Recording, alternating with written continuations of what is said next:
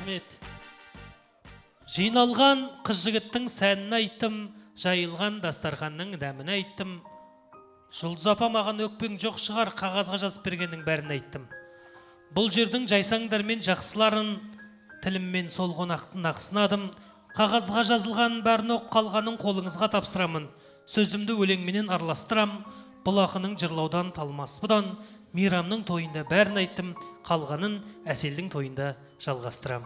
Той қаласын. Сен айтып жатсың енді, мейрамның тойында болдым енді, Әселдің тойында болайын деп, соны саған берем, соны тойын сен өткізесің. Мәуелі бәйтерек болып, ақылшы болып арамызда отыра беріңіз. Мен өзім үлкен кісілерді көрсем, өте кәдімгі қуанып қалам. Өйткені қазір үлкен кісілеріміз күннен күнге азайып бара жатыр. Барында қадірлеп өтейік бұл кісілерді. Мына Ақтөбеден келіп отырған құдалар жақсы білет.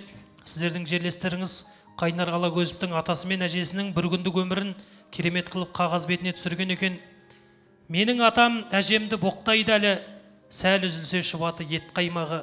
Ал әжем жылап сықтап 10 жыл бұрын қаза болған әкемді жоқтайды әлі.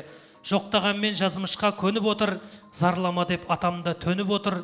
Түнде көрген түсімді айтып едім, жасын сүртіп, жақсыға жорып отыр. 65 жыл үйренген ұрысқа тіл, шай орамал кепкенше жұмыс тақыр. Екі қария шай ішіп отыр әні, екі таяқ айқасып бұрышта тұр. Таң атады, әйтеуір күн батады. Қатарының кетті ғой бір қатары, төрт түлігін біз үшін тауысқалы.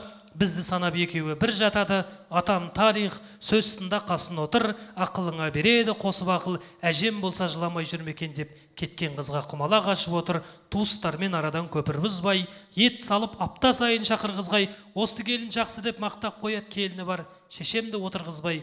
Атам болсам әжеме сүймес едім, әжем болсам атама тимес едім. Мырс етіп күлемін де екеуіне, мәңгі қартаймайтындай күй кешемін. Төрдегі әкелерім әкем болсын, төрдегі аналарым анам болсын. Немерені баладан артық көрген өздеріңдей ата әжелер аман болсын апа, аман жүріңіз.